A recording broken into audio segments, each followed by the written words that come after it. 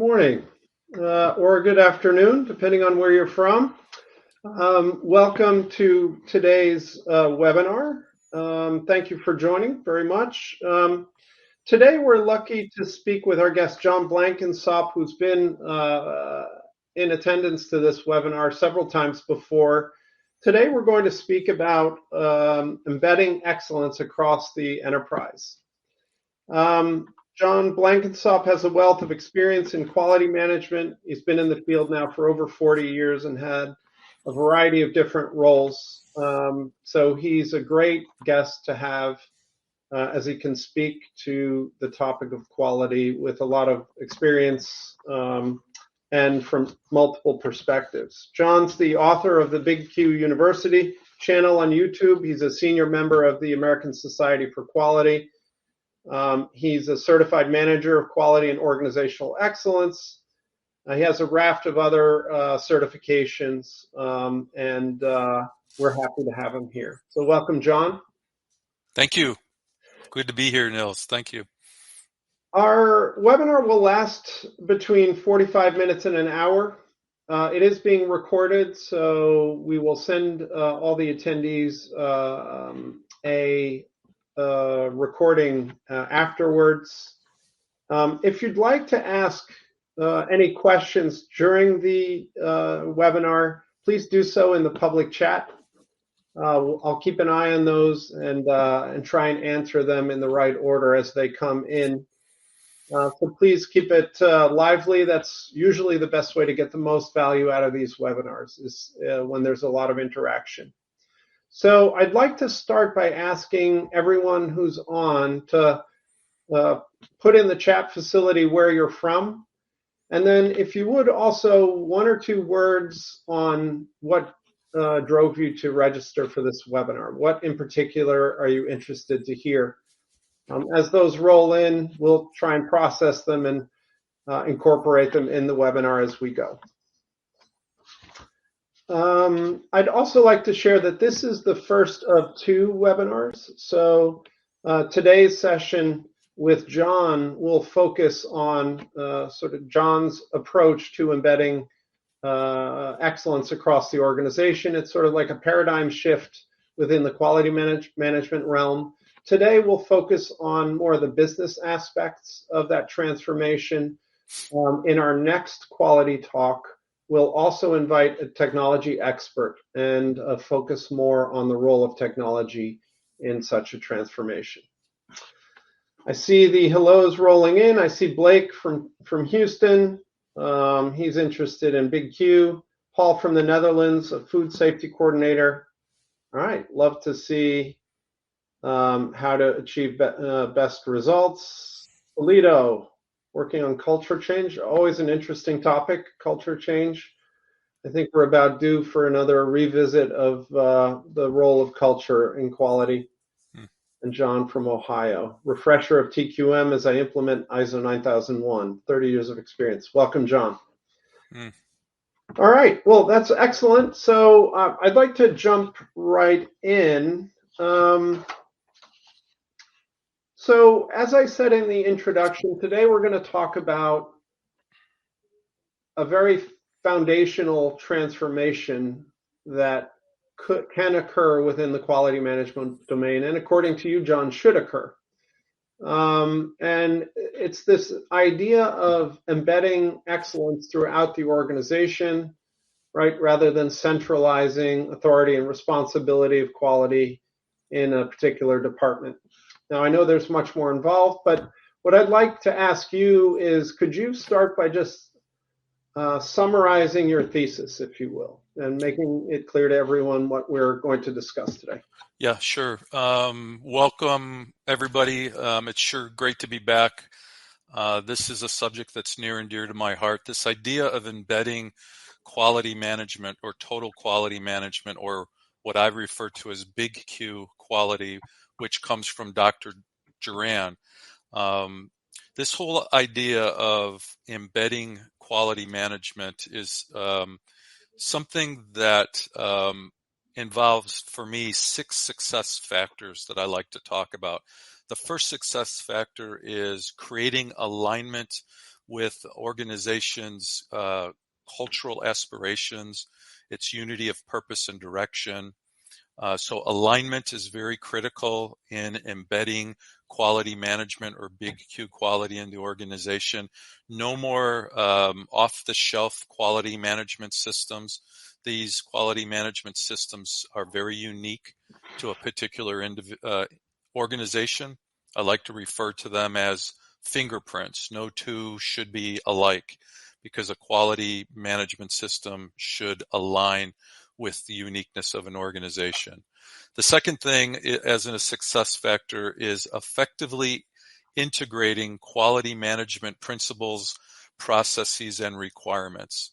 This integration is key. This is what Joran was talking about with Big Q quality. And the phrase that I use is quality is not responsible for quality. And this always turns people's heads, right? Quality doesn't own quality management. Quality management is owned throughout the organization. So this idea of integration. Then there's interconnection. Establishing interconnections of processes is very key and critical. I've seen organizations attempt to embed quality, integrate quality, but they lack the process interconnections. Then the arrangement and management of these processes through their interactions. How do you manage the interactions between processes? That's critical. Then embedding quality data analytics within these processes, right? Too many organizations have their data analytics in one central area. They put together these impressive PowerPoint presentations that get looked at maybe monthly, but they're not embedded down into the business processes of the organization. And then lastly is fully optimizing the quality management system, understanding how to continually optimize the system. So those, to me, are the 6 success factors, which really are the 6 areas that I've seen over the years where organizations are failing. Why quality management doesn't work is because of these six areas. Excellent. Thanks for that, John. So these 6 areas: alignment, integration, interconnections, interactions, embedded analytics, and optimization. What shall we focus on today? I'd like to focus on the first 3. I think that would be a good chunk for us to bite off, and then maybe in the next session that we have, which is going to be a little bit more technical in nature, because now we're going to start diving into analytics and measures and optimization. Maybe we save that for the next talk. Excellent. Okay. Yeah. Okay, great. Okay, so before we dive into those 3 areas, let's take one step back again and explain to us, why do you think historically the quality management domain has grown in the way that it has, where there's a centralized quality function and department? I mean, why didn't we evolve naturally into the way of working that you're going to explain to us? Well, I can share my perspective, and this is a 43-year perspective. So when I jumped into this back in the early 80s, it was prior to ISO 9001. I was in aerospace defense. We were using a quality program standard called MIL-Q 9858. Now, TQM was big in the 80s, so there was a lot of buzz about TQM. But then ISO 9001 came on the scene, and I think that was a pivotal time. And I think we lost an opportunity there. To me, what happened was the industry that created around ISO 9001, where we started with certifying bodies, or back then we called them registrars, and auditors, and learning to implement a quality management system into an organization. We didn't take a process approach. We took a clause approach. We implemented clauses. We created quality manuals that sat on shelves in quality managers' offices. The business was ran over here, and then quality management was over here. And it was a whole cottage industry of consultants that, keep in mind, in the 80s, we didn't have laptop computers or personal computers. They were just starting to come on the scene. So as soon as they did, we were starting to build these programs where I could type in your company name and I could spit you out a quality manual and we could get you certified in a month, right? There was a lot of that going on. Right. And I still see it today where auditors want you to build a quality management system that's easy for them to audit, clause by clause by clause, but that's not how we run businesses, right? The requirements of quality management should disappear within the business processes. And yeah, it might be hard for an auditor to manage or to audit that, but that's their job. Their job is to dig into the business processes and audit that. So Right. anyone going through ISO 9000 or any other industry equivalent implementation, don't be clause-based in your approach to it. You've got to be process-based. Great. I appreciate that. That's great. So tell us about the why. Why should we do this? And maybe start, please, with the negative. Like, what happens if we don't change? So tell me some of the impacts that you foresee if we don't make this shift. Well, I'll tell you, if anyone's been following the news and they followed the Boeing commercial situation and the breakdown in quality, that's an example of what can happen when you don't, right? Quality was definitely not embedded throughout all of the business processes, and it created an issue, right? So you expose the organization to a great risk, product liability risk, customer satisfaction risk, business risk, by not effectively building a quality management system that is embedded and integrated into the business. So we used to have a saying, pass the audit, fail the company, right? You can build a quality management system that passes an audit, an ISO audit, but it fails the organization. You don't want to be in that position where you pass an audit but fail the organization. Right. And that's the consequence. That's what you don't want. You want a system that the organization uses to drive its excellence. Okay.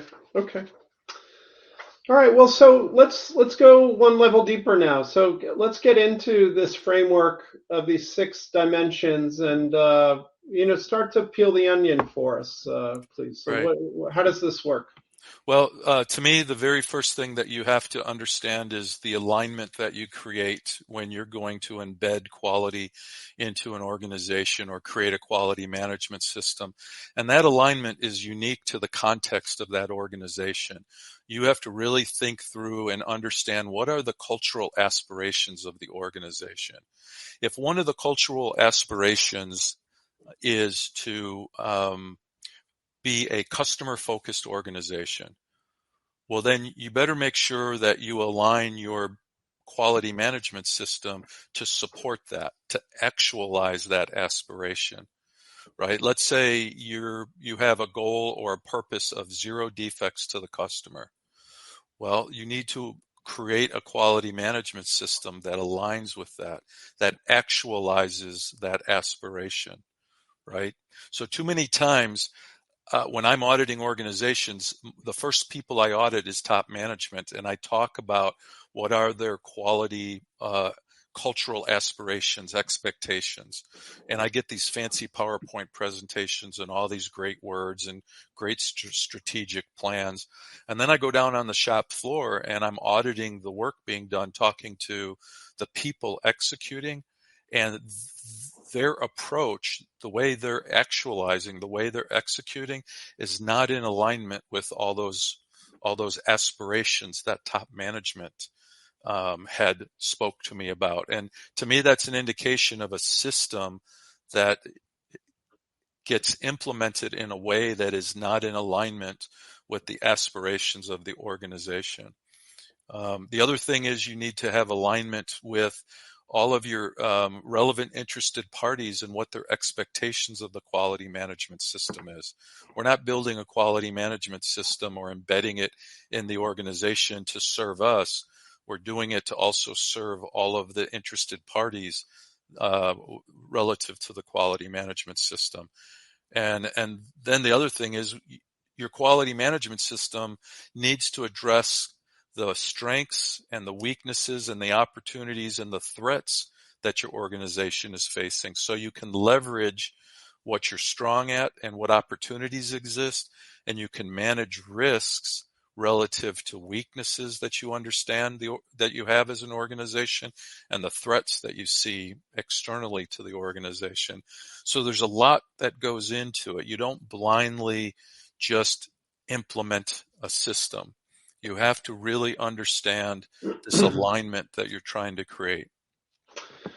Appreciate that. So there's a couple of questions have been coming in about senior level buy-in, executive level support, culture. Talk to us, John, about the importance of that. I think we all intuitively understand or have experienced that, but also, how do you go about achieving that? Like, what's the way to get senior level management to buy in? Yeah, so for me, the first step is awareness, communication, and training. I mean, you have to start with helping them understand this idea of big Q quality management. And you can't assume because they've risen to a position of top leadership within an organization that they really understand quality management, because in most cases they don't. The one thing I will say is that in all my years of doing this, I have never met a business leader that wants to come to work every day and purposely tank quality in their organization. Right? I've never met one like that. But I have met several leaders that are absolutely clueless about what quality management is. Right? And I think that's what we've got to do to start with this buy-in for quality. Now, I know a lot of people talk about the only language they listen to is the language of dollars and cents. Now, I believe that's true. I think eventually you need to talk dollars and cents. You need to help them understand the big Q cost of quality dynamic.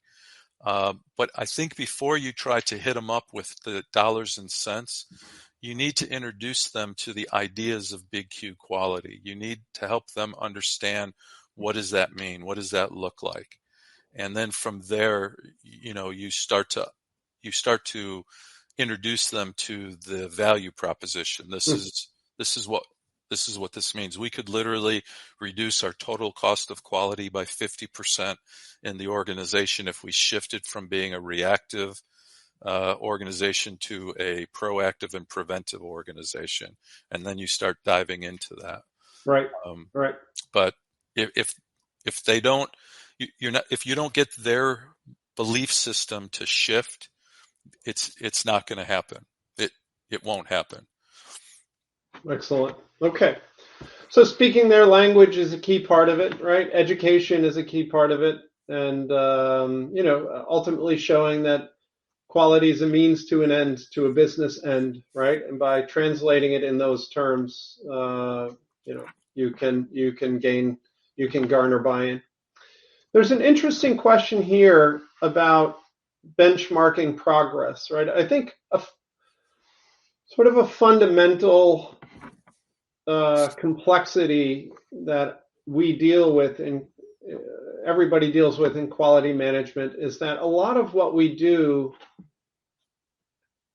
has an indirect impact on business drivers, right? So ultimately, right, it leads to cost reduction, quality improvement, risk reduction, bigger top line, more profit, all those things. But making that translation is difficult. It's not always straightforward to see that, right? A lot of times quality is seen as a cost center. Paul is asking a question here about how to go about benchmarking progress, because in particular, he's saying food safety doesn't have concrete deadlines like a machine that is not running. So he's in a position where he knows he's adding value, he knows it's important, but he needs to sort of make it real for the people around him. Yeah, I appreciate that question. One of the elements to me of effective quality management is being performance proven, right? So you don't build a quality management system for the sake of a quality management system. It's to result in achieving performance that you're targeting to achieve. And so that's a big part of, when I talk about managing interactions between processes, when I talk about embedding quality data analytics and optimizing a quality management system, I'm talking about optimizing the performance of a quality management system. So, I mean, if you have an existing quality management system that you think is embedded within the organization, or that's what you're trying to do, you really need to look at the metrics, the analytics and the metrics that you've established for that quality management system. It really should start at a high level where you've developed objectives for the system. What do you expect this system to achieve? What are the high level objectives? And then as you break down into the key processes of the organization, each of those key processes should have a set of KPIs that they are driving to drive their process in a way that all of those processes are aimed towards the objectives of the organization as a whole. And there should be a system in place that allows you to easily see that. So you can see where you're hitting your overall objectives as an organization, and you can see where your key processes are performing and which one of those may have an impact on the overall performance of the business. Now, benchmarking, if you are embarking upon making a significant change in a quality management system, you could benchmark by creating jumping off points of historical performance. This is where we've been performing. This is where we'd like to be performing. Here's the changes we're going to make to try to achieve that, right? Because what we say is if you keep doing what you've been doing, you'll keep getting what you've been getting. Right. And if you want to get something that you've never gotten before, you're going to have to do something that you've never done before. There's just no way of getting around that. So if you're performing at a certain level and you're trying to get to the next level, you're going to systemically have to do something different to get you to that next level. When he talked about, sounded like he was very granular, talking about machine performance, maybe.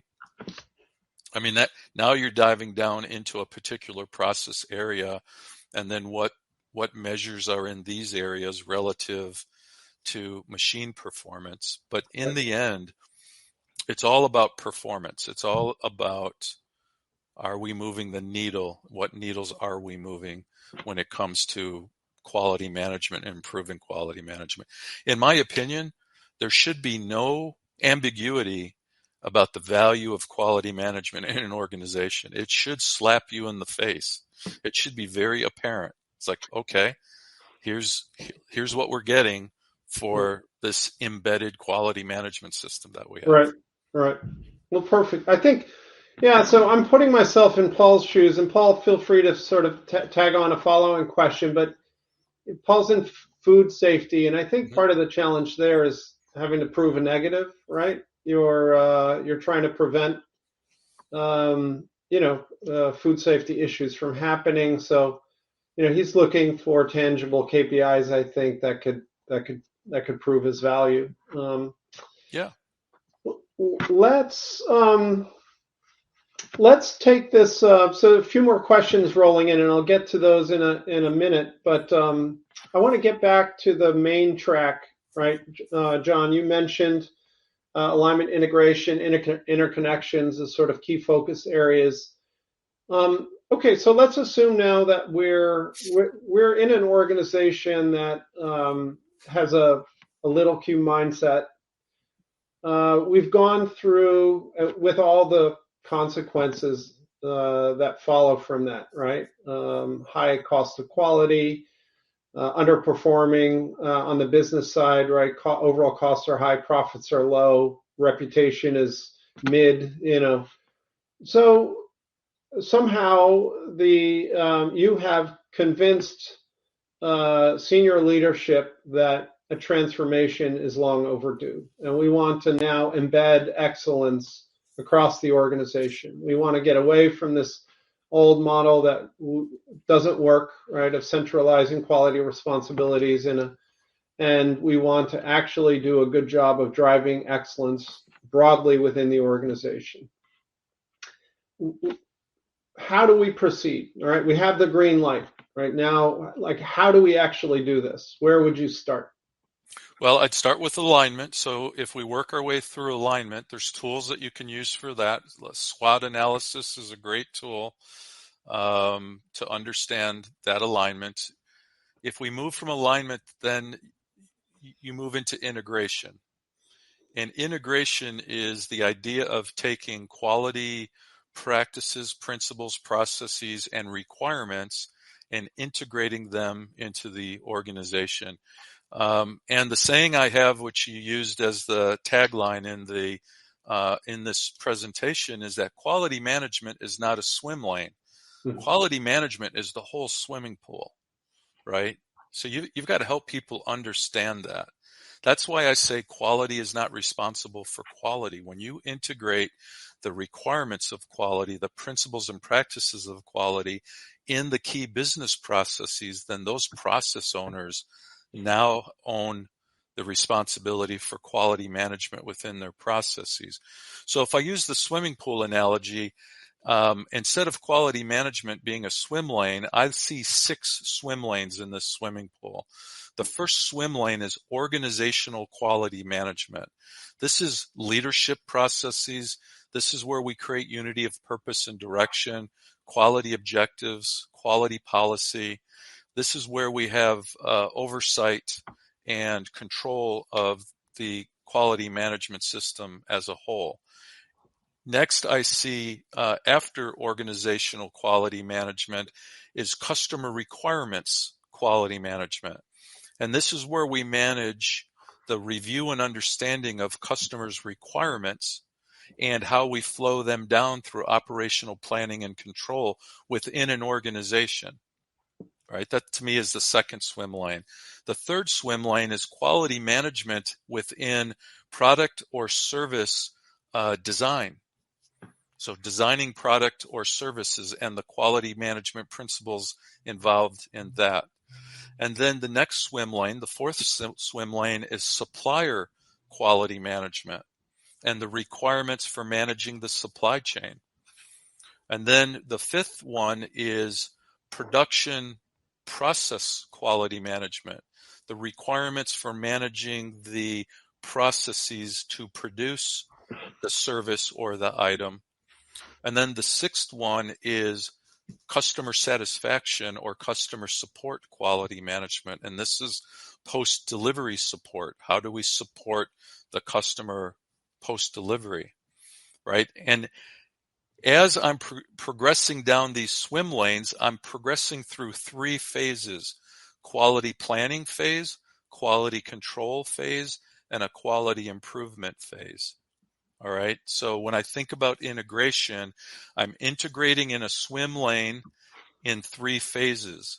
And if I take those swim lanes and I make them columns in a spreadsheet, and I take those 3 phases and I make them rows in a spreadsheet, I now have created 18 interconnections or 18 cells where I can specifically integrate processes and requirements. Every one of those 18 interconnections, I can associate an ISO 9001 clause to. So now what you're doing is you are integrating the requirements of ISO 9001 into one of those 18. As an example, supplier quality management planning, supplier quality management control, supplier quality management improvement. There are requirements for each one of those activities. And so if I have these 18 building blocks, I can use them as a means to monitor my progress in implementing quality requirements into those. Each swim lane has to have a swimmer. That swimmer is the process owner. That process owner, let's say for supplier quality management, could be the vice president of supply chain management. They now own the requirements for quality management and supply chain. Right. Or let's say the vice president of design. They now own that. And the quality organization or the quality function is supporting everywhere in that system. That is the idea of integrating quality requirements into the organization. You have to see it almost like in that matrix kind of mindset. Yeah. Tell us about these projects, John. How long do they take? How many people are involved? What are kind of make it real for us? If you're now in charge of this transformation, what are you asking leadership for actually? What are the resources and sort of buy-in that you're concretely asking for? Is this a year, half a year? Is this, do you need a lot of budget, or is this something that can be done sort of within the existing budgets? Or tell us about that. Right. So, first of all, I'm going to give you a real life example of something that I went through in my career. So the first thing I did is I worked through top leadership. We did some training, helped them understand this idea of big Q quality, helped them understand what their roles and responsibilities were in a quality management system, and then convened a steering committee that would help to implement the requirements. The very first thing we did is we stopped calling what we were doing as the ISO system. It became the company system. So that word disappeared immediately. And I started working with each one of the process owners to integrate quality management requirements into their processes. And if their processes were not well defined, then we started to define what their processes were and integrated the requirements into those processes. And then at some point, I had to merge all of them together because the next element is interconnection of the processes. So I had to help them understand how outputs of some of their processes became inputs into others' processes. And now we started to interconnect these processes so that they understood how they worked horizontally across an organization, not vertically in their silos. And that's a very difficult thing to get over because they're very used to running their departments with their org chart in a silo, not as a value stream that cuts across multiple departments as it goes from customer requirements to shipping product or delivering services to a customer. And so that includes developing metrics and measuring outputs that meet the expectations of the input receiver, what they expect. So, requirements from the design people over to the supply chain people, or the requirements from customer requirements people down to the shop floor. There's these interactions that you have to manage. And so, in my opinion, it's probably a 1-year process. And then if you're going for certification, you're going to tag another 3 to 6 months of demonstrated performance so that you have objective evidence of conforming to your system before you call in auditors to audit you for certification. So, it can be a year to a year and a half to 2 years total from start to finish. Right. Right. Perfect. And tell us from some of these real life examples what the outcomes were. Like, why are we talked a little bit about why we should do this. So sort of juxtapose the old situation from the new to the new situation after going through a transformation like this in Yeah. terms of business impact.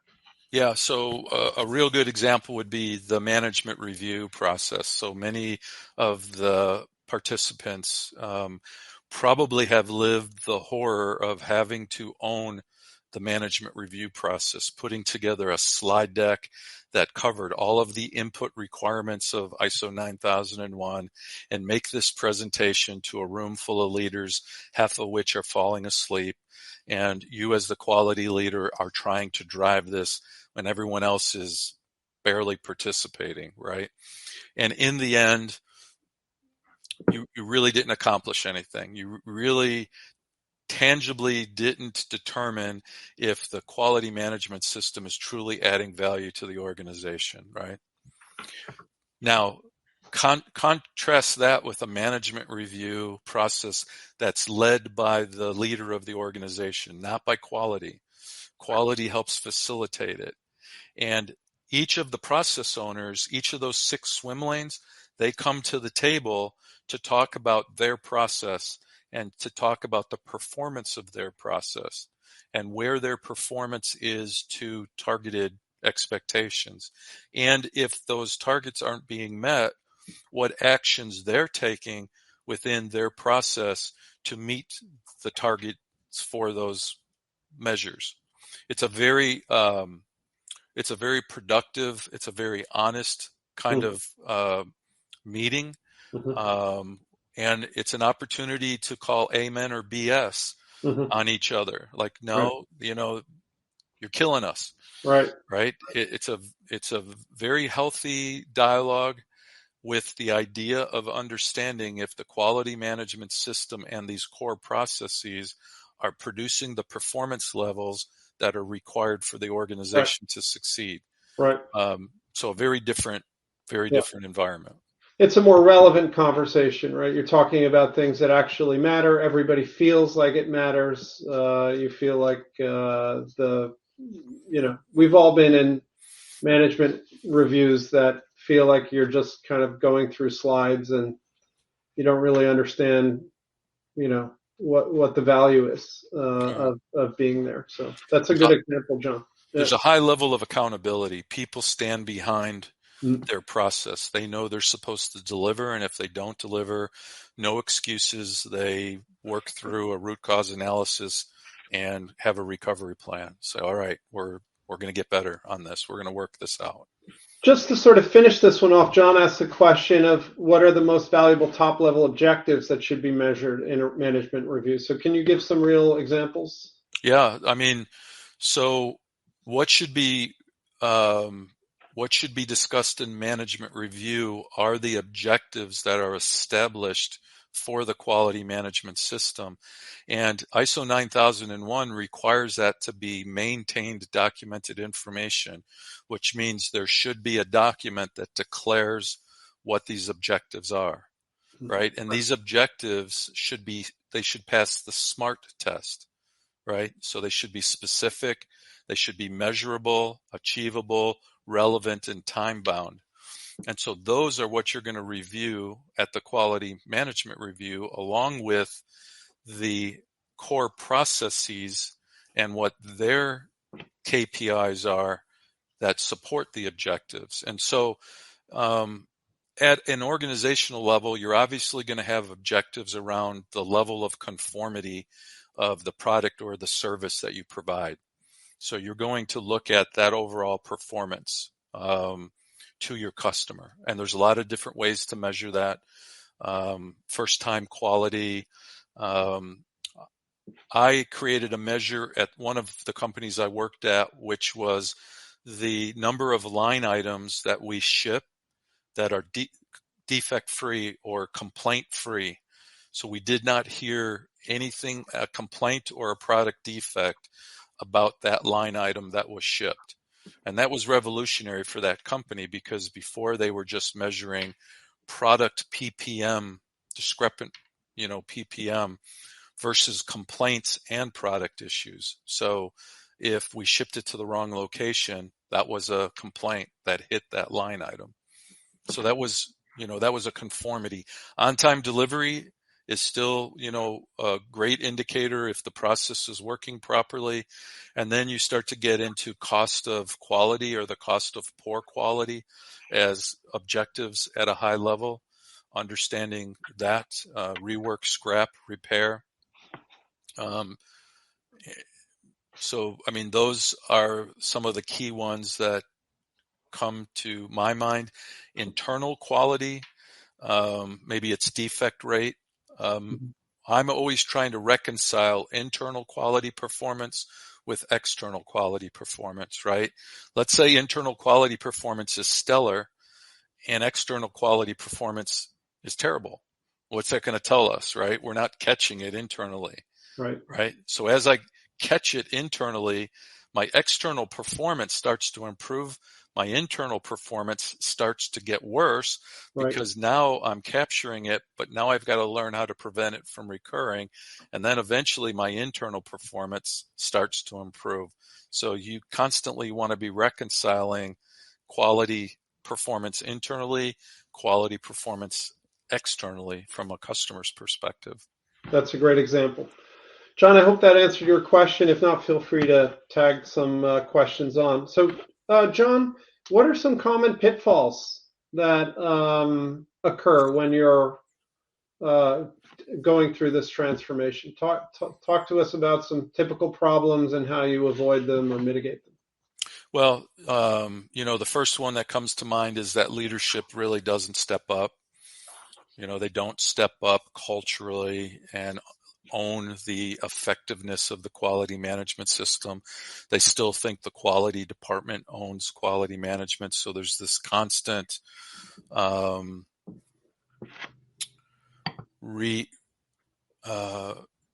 constantly trying to reinforce this idea. And the better you can build a system to help reinforce that, the more that can be reinforced. The system has got to clearly show who owns the system as a whole and who owns the key processes that drives the system, that core value stream. Right. So that's a pitfall that you just have to constantly work with relative to the ideas of what big Q quality is and that shift in mindset. Right. I think the second one is the integration piece that I talked about, not really effectively integrating the requirements for quality into a business process. And so it kind of gets stuck out there where nobody is owning it and it's not getting accomplished.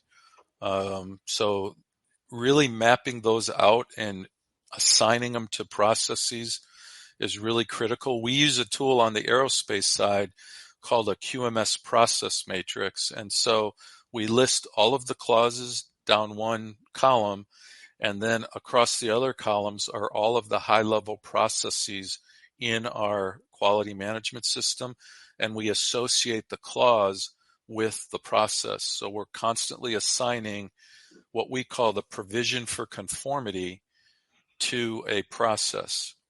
And so when you're done with this, you have it completely mapped out. You know what process owns or accountable for what clauses in the standard. And do you think you could give an example of a non-integrated, situation and what the impact could be? Yeah. Let's say a real common one would be in the area of production processes, right? Mm-hmm. So we are in production on a particular item. We are producing the item. We did not effectively integrate quality planning into the item. So we didn't do advanced product quality. We didn't try to predict what could potentially go wrong. We didn't try to mitigate risk. We released it to the floor. We're operating it. And from a control standpoint, we simply just have inspection inspecting it. So the quality department is required to inspect the output of this product, and it ships to a customer, and we have a discrepancy, and the customer complains and is going to return the product. All right, the first thing top management does is they call the quality department and say, how did you let that happen? Right? And what are you going to do to fix that? Well, the reality is the quality department didn't create that defect. The process owner in that process group created that defect through the way they developed and released that production process. They didn't use quality planning tools or techniques. And so now you're being faced with having to intervene into this process, understand what was the root cause of it, and then take action to correct it when you don't own any of the resources to make any of those changes in the process. Right. And you've got a production group that says, no, we're just going to keep doing the way we've been doing it. Right. Just keep inspecting it. So now give that example. What would that look like in an organization where excellence is embedded in the swim lane? So how would that work? Yeah. So the way that works is that an organization sees from a total cost of quality model that they spend more money on preventive quality, and they do that by hiring process and manufacturing engineers that have quality planning backgrounds and know how to execute advanced product quality planning techniques, so that as they're designing a process, they are designing it quality into that process. They're going through tools like process failure modes effects analysis. They're working with the production people as they're designing the process, and they get to a point where they would then validate that process prior to releasing it to ensure it will do what it's supposed to do.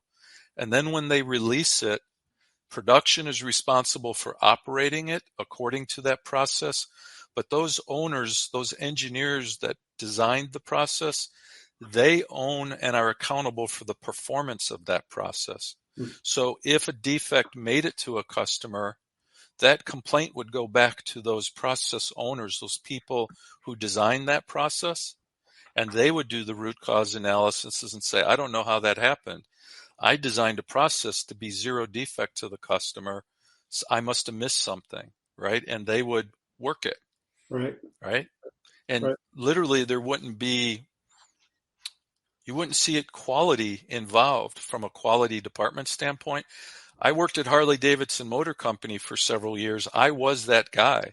I was the assembly process engineering manager, and I developed the processes for 3 assembly lines.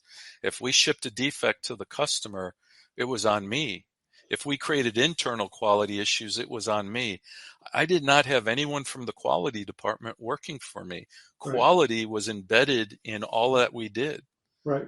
So what is the role then of quality? Are they internal consultants? What are they doing? Or are they no longer there? Well, I got to be careful how I say this because I think it becomes contentious, and a lot of people have worked a lot of years to build a career path in quality. But I really think quality management within an organization should look more like a organizational excellence consultant, where you are a subject matter expert that are helping to facilitate the creation and implementation of your quality management system, helping to facilitate the review, evaluation, and improvement of that system. Having the internal audit process, I think, is fantastic. Maybe driving the corrective action process to call amen or BS on, sound corrective action. I think that's a good role. You could still own the calibration process. You could still own the overall non-conforming material management process along with engineering and production. I think there's still several things that quality management professionals can do if they integrate planning, control, and improvement requirements into design, into supply chain, into production.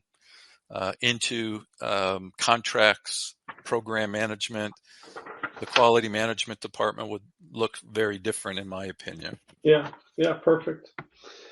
John, we've been talking for almost 50 minutes, so we're going to wind down. We have what I'd like to do is touch on one or two more topics briefly, and then leave about 5 minutes for some Q&A.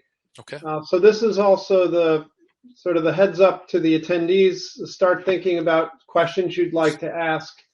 In a few minutes, we'll shift our attention to you and start answering those questions. And feel free to start dropping them, please, in the public chat. So, John, you've done a great job of, I think, explaining this paradigm shift, the reason why it's necessary, the value of doing it. You know, what the world looks like after making the shift. I think you've explained well how you would approach the transformation at a high level, and sort of common pitfalls that you would encounter. All that is goodness. What I'd like to tee up the next webinar, because what I'm seeing here is that the free flow of information, right, is going to become very, very important, I think, to create a sustainable operation, right? It's going to be very important that we define these KPIs, but then also measure them and can report on them freely. They have to intersect these swim lanes, right? It has to become one holistic sort of data view. So the role of analytics is slowly becoming clear to me. Maybe touch on the role of technology briefly in a transformation like this, and then we'll go into that much more deeply next webinar. Yeah. Yep. Technology would play a huge role in this. When you start to integrate quality requirements into these processes, and then these processes have got to learn to interconnect with each other, you can envision a technology solution where the quality management system is online within this environment, such that if we're making changes to the system, I have workflow capabilities that allow the other stakeholders, the people from the other systems, to view what it is you're changing in your system to make sure that it's not impacting my system or, my process, where these processes stay together. So Right. just having that technology is fantastic. And then, of course, the whole data analytics piece is really where it's at. When you talk about getting into quality 4.0 type of environment, you've got to have real-time data analytics. If you expect a process owner to own the requirements of the process and drive the process, you've got to give that process owner real-time analytics so that they can drive their process. Right. The analogy I use is being a pilot in an aircraft, and what instruments are you going to give me to help me steer and fly that aircraft? And these are the key instruments that if they go yellow or red, I'm going to immediately course correct, because I'm trying to fly that aircraft and not, dive it into the ground. So having that real-time feedback to a process owner is critical, and having the technology to do that. And then in the end, learning how to optimize it all so that it's achieving the overall requirements for the system. Very few organizations are really good at optimizing. A lot of organizations sub-optimize at the expense of the system as a whole. And this is where a good technology solution can help with that. Right. Perfect. All right. Thanks, John. Okay, so we have a few minutes left. I'd like to ask the attendees, does anyone have any questions for John based on what we discussed? We'd love to use the remaining few minutes to answer those. All right. I have one final question for you, John, and then we'll wrap it up. If you would like to give advice to quality professionals that feel like they're they're in an organization where they're adding value, but they see a lot of unexploited potential, right? They want to do more, they want to do better, and they'd like to incorporate some of these ideas that you shared in their, in their future. So in other words, tomorrow they wake up, they go to work, and they'd like to start incorporating some of these ideas. What advice would you give someone? Where would you start? First of all, I would start with the individual. I think in that role, you've got to be a subject matter expert when it comes to big Q quality. So you've got to absorb and learn everything there is to learn about that. And then you're going to use that to help change the mindsets of other people that are involved.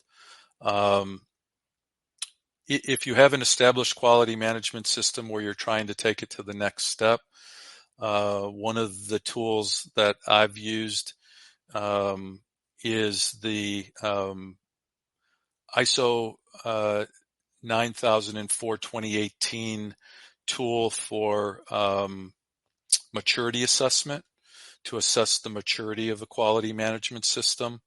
And basically, you could do a kind of a gap analysis on where your organization is. This maturity assessment is not set up like the clauses of the standard. It's set up more like what we're talking about, the integration of quality into processes and how well that's being managed in an organization.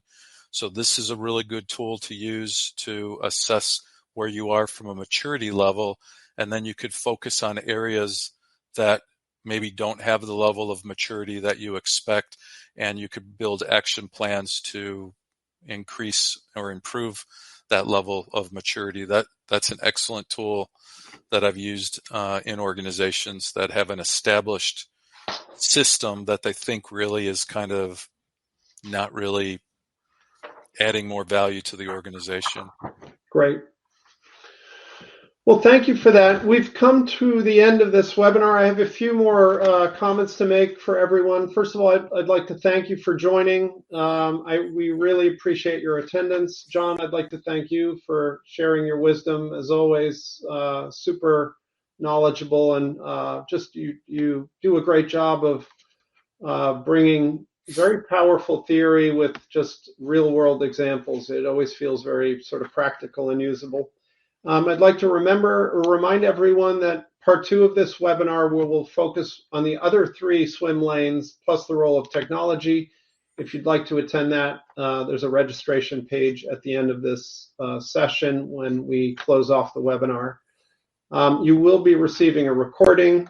And I know John loves to get questions afterwards. If you feel like there are any questions you forgot to ask, don't hesitate to ask them offline. We'll make sure John gets them, and we'll communicate. He'll communicate with you directly on the follow-up. All right, and we'd love to hear your feedback. So at the end of the session, also there's a little survey. Please give us feedback. We're also a quality-focused organization, always looking to improve. So please share your thoughts. All right. Thanks again, John. Thanks, everyone. And until the next time. Thanks.